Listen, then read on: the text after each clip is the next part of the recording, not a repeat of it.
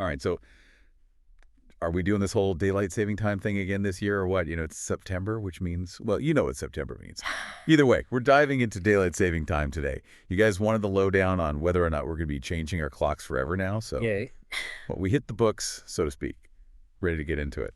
I think what people often miss is that this is about way more than just, like, wanting more daylight, It gets at something deeper, I think, like this tension between what people want and what actually gets decided. It's a tale as old as time. Right. But before we get ahead of ourselves, I think a little history lesson is in order. Like, who even came up with this whole clock-changing thing in the first place? Well, picture this. It's 1916, World War I is raging, and Germany's facing an energy crisis. And somebody gets the bright idea, pun intended, that they could conserve energy by shifting the daylight hours to reduce the need for artificial lighting. The U.S. jumped on the bandwagon a few years later, and we've been flip-flopping ever since. Yeah, makes sense. Got to conserve where you can during wartime, I guess. Mm-hmm. But wait, so if we're talking about the U.S., wasn't it a total free-for-all back then? Oh, absolutely. It was the Wild West of time zones for a while there. States and even counties were just making up their own rules about when to switch back and forth. Oh, wow. It was chaos.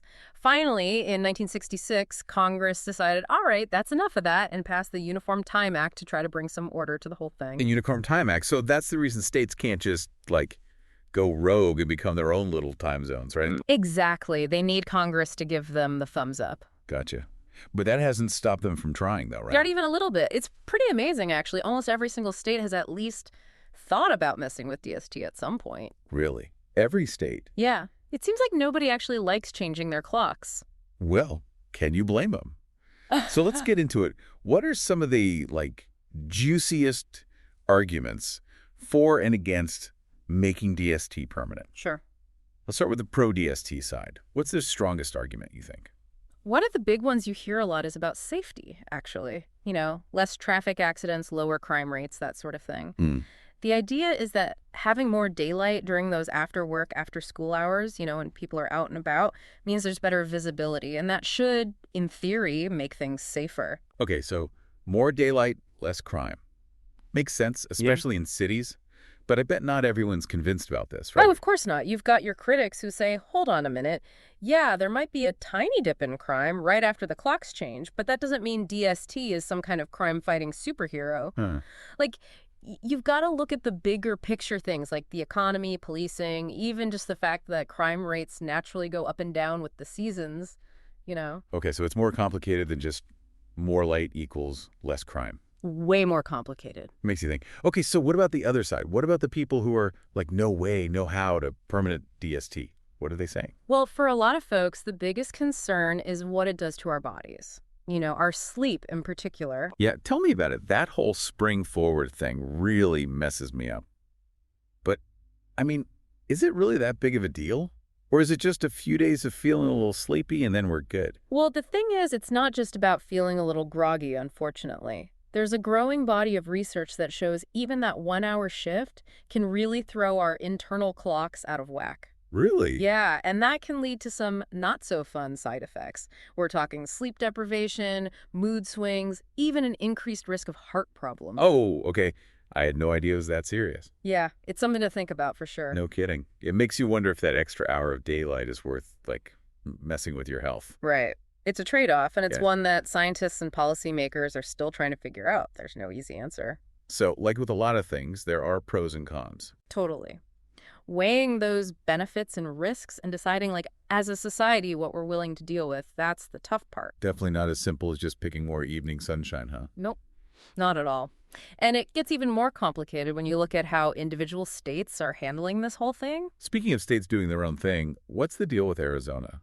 I swear, everyone I know just assumes they don't do DST to be different. Yeah, that's a common misconception. But the real story is actually kind of cool. Back in '67, they decided to stick with standard time year-round, and it all came down to saving energy, believe it or not. Really? Yeah, they figured out that extra hour of afternoon sun during those scorching Arizona summers would mean everyone would be blasting their air conditioners, which obviously uses a ton of energy. So it was actually a really smart move disguised as an act of rebellion. Pretty much. And it's actually even more relevant today with all the talk about climate change and reducing our carbon footprint, Right. Wow, who knew? Okay, but we can't talk about Arizona without mentioning the Navajo Nation situation. You know what I'm talking about. Oh, yeah. Talk about a time zone enigma, right? Picture this. You're driving through Arizona, everything's on standard time, and then bam, you cross the border into the Navajo Nation, and suddenly you're an hour ahead. Whoa. And then just as quickly as you adjusted, you're back in Arizona and back on standard time. It's enough to give you whiplash. Yeah, that's wild. It's like stepping into a time warp or something. Talk about confusing. It definitely keeps things interesting, and it just goes to show you how, even within one state, time zones can be all over the place, often for cultural or historical reasons. It's true. It's like our whole concept of time is just like a construct. It really is. Okay, and then there's Hawaii, living that island time life. They're on permanent standard time too, right? You got it. But their reasoning is totally different. You see, because they're so close to the equator, they don't really have a huge difference in daylight hours throughout the year, so. So for them, changing the clock just seems like pointless. Exactly. They figured, why mess with a good thing? They've already got that perfect sunset timing year-round. I don't blame them. Can't argue with that. So, okay, this has been a lot, right? I mean, we've covered everything from wartime energy crises to congressional showdowns, health concerns, Arizona's rebellious streak. I feel like we need to hit the pause button for a second and, like, bring it back to our listeners. Like, this is all super interesting, but what does it all actually mean for the average person who's just trying to wrap their head around this whole daylight saving time debate? I mean, it's easy to get lost in all the details and kind of forget, like, why does any of this even matter? Most people just change their clocks when they're told, and that's that. It's true. We often go through these motions without really understanding the why behind them. What's important to remember here, I think, is that this whole debate about daylight saving time, it's not just about convenience. It's not just about whether or not we want an extra hour of daylight. It's really a window into some much, much bigger questions we face as a society. Okay, I'm listening. Give us the big picture.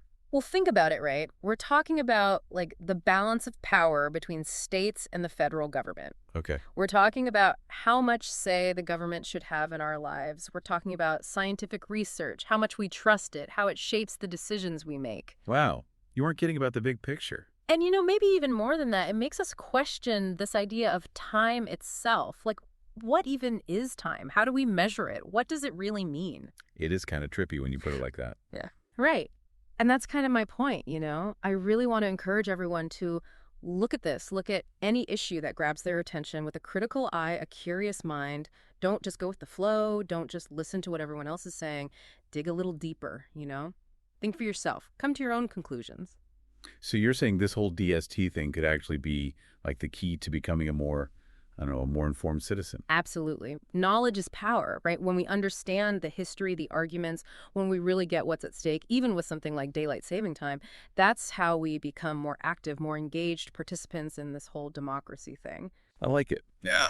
Okay, before we wrap up, something's been on my mind, and I got to ask. It's kind of hypothetical, but like, let's just say for a second that all the scientists got together and they were like, yep, daylight saving time, definitely bad for you. Okay. Like, not just a little bad, but really, truly, demonstrably harmful to our health. Do you think, would people actually give up that extra hour of sunshine? Ooh, that's a good one. I mean, it really makes you think about human nature, doesn't it? Like, how do we weigh hard evidence against what we want, against what we're used to? Right. I mean, history's full of examples where people clung to their beliefs even when they were proven wrong. Yeah, we can be stubborn.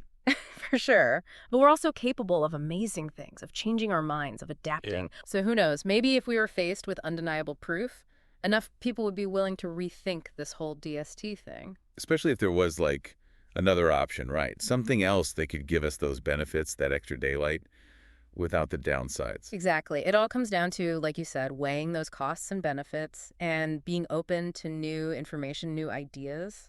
You know, this whole conversation has really got me thinking about time in a totally different way. I feel like those little numbers on the clock have a whole new meaning now. That's awesome. That's what we like to hear. Well, this was fantastic. Thank you so much for, breaking it all down for us. My pleasure. Always happy to be here. And all our listeners out there, we hope you enjoyed this deep dive into the wild world of daylight saving time. Keep those brains buzzing, keep asking those tough questions, and we'll be back soon with more deep dives into, well, whatever piques our interest. Until next time, stay curious.